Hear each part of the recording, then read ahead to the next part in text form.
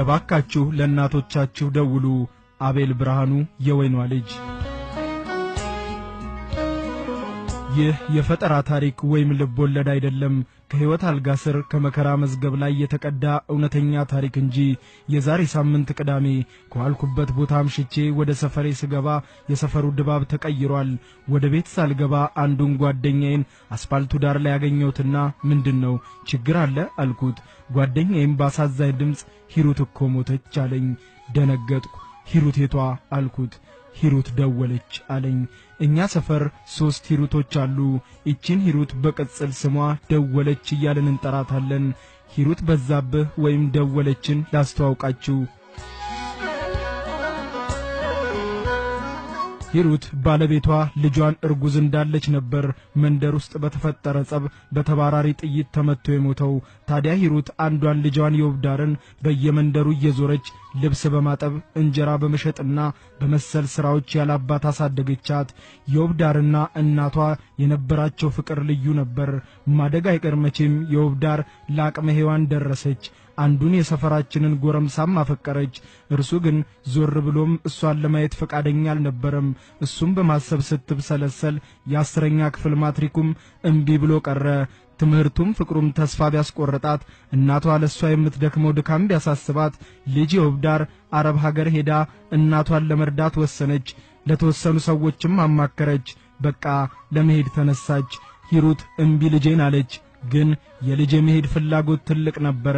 በቃ ከዛሬ 13 ዓመታት በፊት እናትና ልጅ ቦሌ አየር መንገድ በለቅሶ ተለያዩ። የውብዳር ወደ አረብ ሀገር ሄደች።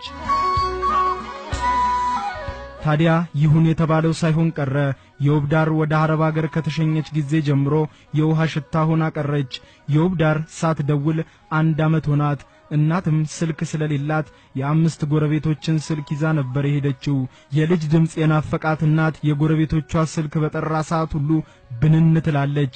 በየማለዳው እየተነሳች የየጎረቤቷን ቤት እያንኳኳች የውብዳር ደወለች ትላለች። ሁሌም ይህንን ተግባር ልምድ አደረገችው። ቀስ በቀስ እናት የልጅ ናፍቆት አይምሮዋ ውስጥ ቢበዛ ጭንቅላቷ ተነካ። በቃ በየሜዳው ምናምኑን ማነሳሳት መለፍለፍ ጀመረች።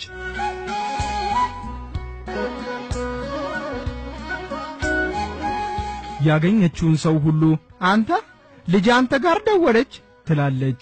አልደወለችም ሲሏት ከደወለች ነይልኝ ናፍቀሽኛል በላት ብላ ትሄዳለች። በቃ እቺን ደወለች ስለሚደጋግሟት መቼም ለሰው ቁስል ስም መስጠት እንወድ የለ ሂሩትን ደወለች ተብላ መጠራት ጀመረች። እንዲሁ በህመማቸውና በናፍቆታቸው በየሰፈራችን ስም ያወጣንላቸውን ሰዎች ቤት ይቁጠራቸው። ያገኘችውን ሰው ሁሉ ደወለች ማለት ሆነ ስራዋ። እናም ይሄው ከውድ ልጇ ከአንድ አይኖ ማረፊያ ከውብዳር ጋር ከተለያየች 13 ዓመታት ሙሉ ልጅ ደወለች እንዳለች ልጅም ሳትደውል ሞት ቀድሞ ወደ ሂሩት ደወለ። ልጅ የውብዳር አሁንም በህይወት ትኑር ትሙት የሚታወቅ ነገር ባይኖርም እናት ሂሩት ግን ለዓመታት በምድር ላይ የልጇን ስልክ ስትጠብቅ ልጅም ሳትደውል እናት በናፍቆት መቃብር ወርዳ የእናት ታሪክ በ5 መስመር የመቃብር ጽሑፍ ተቋጨ። እሺ ግን ቆይ እስከ መቼ ነው እህትና ወንድሞቻችን በስደት ሰው ሀገር ሄደው ባሪያ መሆናቸው ሳያንስ የእናቶቻችን ሞራል ቀልብና ልባቸው ከልጆቻቸው ጋር የሚሰደደው?